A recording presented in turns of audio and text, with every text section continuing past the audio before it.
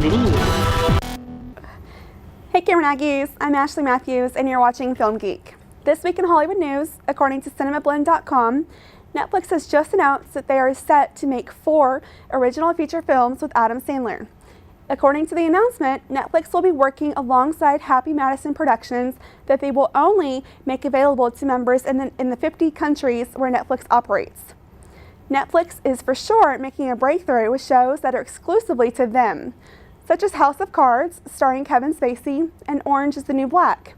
Netflix also has plans to release Crouching Tiger, Hidden Dragon, The Green Legend, which will be available through streaming and in select IMAX theaters.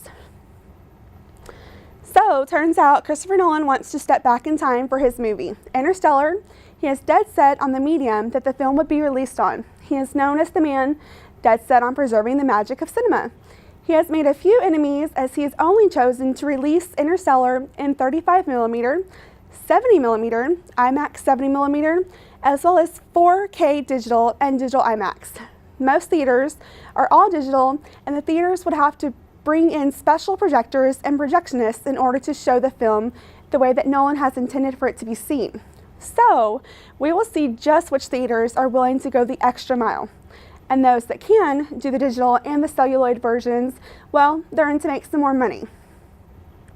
It turns out PlayStation 4 owners are a little mad about Assassin's Creed Unity.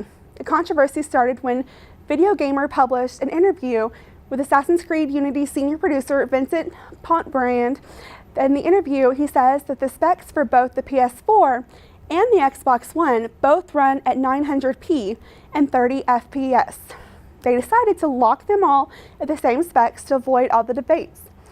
PS4 owners are assuming that Ubisoft simply downgraded the PS4 version to match the Xbox One because the specs on Assassin's Creed runs at 1080p due to a one-day patch, which the Xbox One only runs at 900p.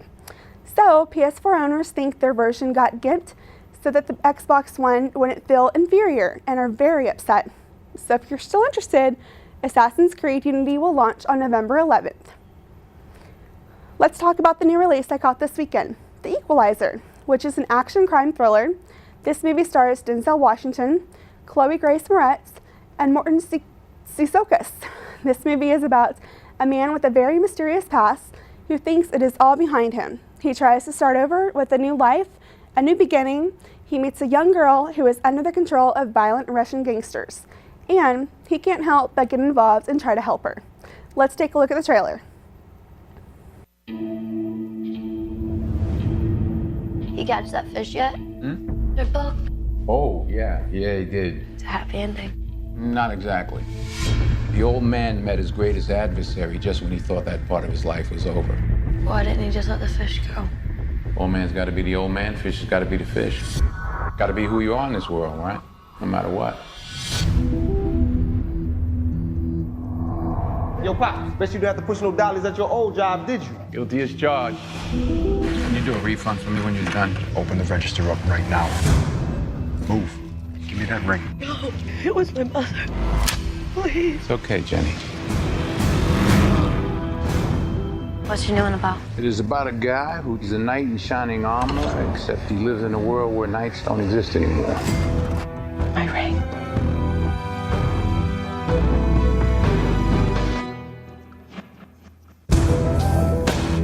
Think you can be anything you want to be. Change your world. I promised I would never go back to being that person.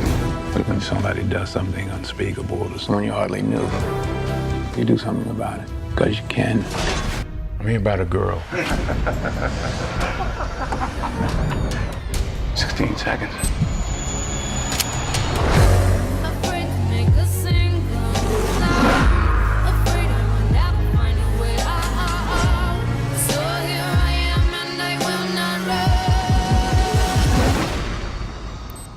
Seconds.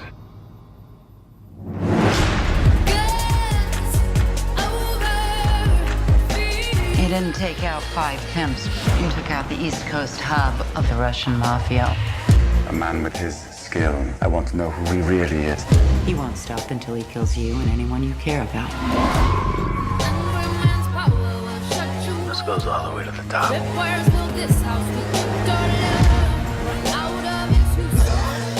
Not enough? Because I can keep going. Brick by brick, body by body.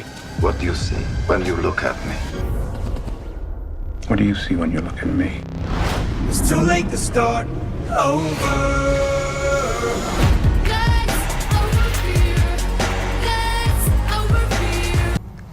This week I'm joined with Micah Lambert, who is a junior in engineering. Welcome, Micah. Thanks for joining me. Thanks. Thanks for having me in today. So we saw The Equalizer. Right. And I'm going to start out by saying I think Denzel Washington was an absolute badass in this movie. I would definitely say he deserves some kind of award. I'm not real hip on which awards go for what or whatever, Right. but he definitely deserves some kind of at least a nomination because he played that part amazingly. Like I definitely believed that character. It was great. That was amazing. Yeah. I don't know if you noticed, but there was a lot of OCD in the movie, Yes. like where he Yeah. would take like a tea bag and like fold it in the napkin, or like he would move silverware, like shutting the door back and forth. But I read an interview that a lot of the OCD stuff actually got cut out. So I'm surprised that there was still as much as what there was. See, yeah, that's a whole new. Like I kind of noticed that in the beginning. Like everything he had set down to a perfect time. Even whenever he had that first fight and everything, he had it all planned out and everything, and everything was just perfect. And so he had it down to a specific amount of seconds. So this movie was actually based on a TV series that was done in the 80s. Right. Edward Woodward was his name. And I believe in the interview that I've read that his daughter, like, because he passed away in 2010, and that his daughter said that he did an amazing job. Denzel Washington did an amazing job doing this because he did so many clicks with his tongue, or he did this OCD stuff. And she said, did you do research on this? Because that's exactly what my father did. And he did research on it. So I thought that was awesome. Yeah, I haven't seen the interview or anything, but it wouldn't surprise me if he had to go to a great length to find out exactly how to play this part, because it was such a complex character. Right. And so it doesn't surprise me that you say that. So. Yeah. I thought that was very cool. Yes, It was, yes. And you picked up on it, like everything that was happening. I'm like, oh my goodness, this is he's doing this, or this would happen. And then one other thing. I mean, I thought it was kind of funny when whenever Terry and him were in the little coffee shop there. Right. She called it protocol, like for her to step in and just sit there and talk to him. Like it messed with all what he's doing. So I found that just a little odd little fact there. So. Well, I didn't know what he was going to do when she set the cell phone down on the table. I'm thinking, to someone that's OCD, is that going to distract them, or what's this going to do? But he seemed to be okay with that. Yeah. So, did you know that the director, Antonio Fuqua, I think you say it Fuqua? yeah, he also directed Training Day. And in Training Day, Denzel had a problem with the Russia mob. And then also in this movie, he had problems with the Russia mob. So I don't know if there's... See, I didn't notice that it was the same director for that one, but I mean, it makes sense. I mean, yeah, I guess. I feel like there was a lot of action. Like I think the action yes. scenes whenever they were in the like the Home Depot type location, that was amazing. There was some great bloody shots. There was great action where people were getting it was kind of like Home Alone set up for like an adult. Kind of, yeah. It definitely had that kind of aspect to it.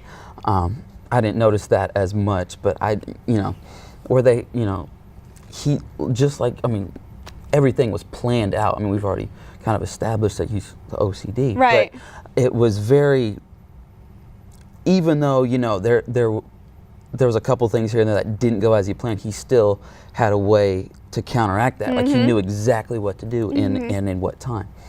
So, and I also like what was the friend's name? Ralphie, was that the name? Ralphie, yeah. Yes. He even put him into his plan. I thought that was great too. Yeah. I thought it was cool. He like set stuff up. Like there was string ran across everywhere. There was like fire here. Like or there was like a drawstring to tie someone up. I'm like, man, one guy is taking on this whole entire Russian mob people. Yeah. It was great. Yeah. And it definitely. I also like how they didn't specifically say what he did in, you know, they bring up, oh, you know, he was in his the past. yeah, he was in the army, whatever, but they didn't specifically say he was this or he was that. Whenever he would walk into the rooms and he would like scan stuff, and he would kind of like estimate how long it would take for him to clear the room or do whatever he needs to do. That, and he was, oh man, 19 seconds. I was hoping for 16 seconds. I was actually hoping for like 15 or 14 on that. Yeah. I definitely thought, I was like, oh, it's, you know, it's Denzel Washington. He can do whatever he wants. Yeah. But I mean, the fact that it's, and then even like, he even accounted for, okay, it took this amount of time to walk here to do this. Okay, so I was a little off.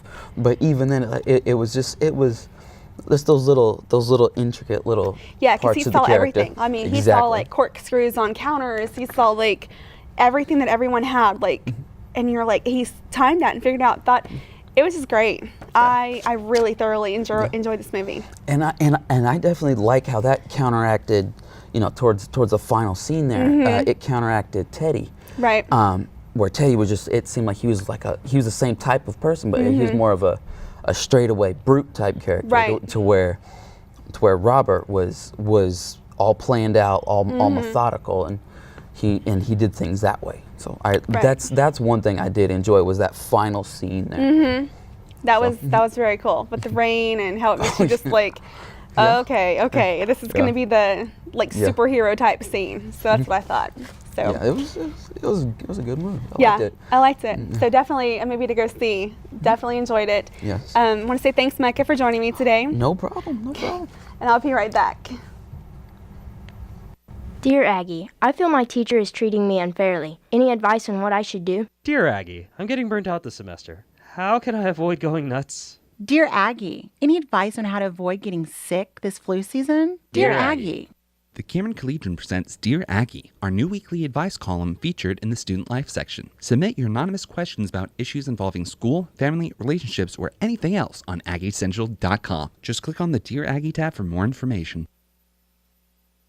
Hi, welcome to High Horse University. You're a communications major, right? Here at High Horse U, you're just a number to us because you're making us loads of money. You'll also have to sell your kidney to pay for tuition. Sign on the dotted line, please. That's what happened. Come with me. This is Cameron University's Communication Department. We care about quality education, not robbing you blind. Here, you'll actually get to know your professors and classmates. You won't be needing this anymore. Visit Cameron.edu for more info. Starplex Cinema, where I catch my movies, released Annabelle and Gone Girl. They also have the $5 tickets on movies before 6 and just $2 more for 3D movies. That's all for this episode of Film Geek. As always, you can find me at the Starplex Cinema, where I'll be catching what's new at the box office. Until next time, Aggies.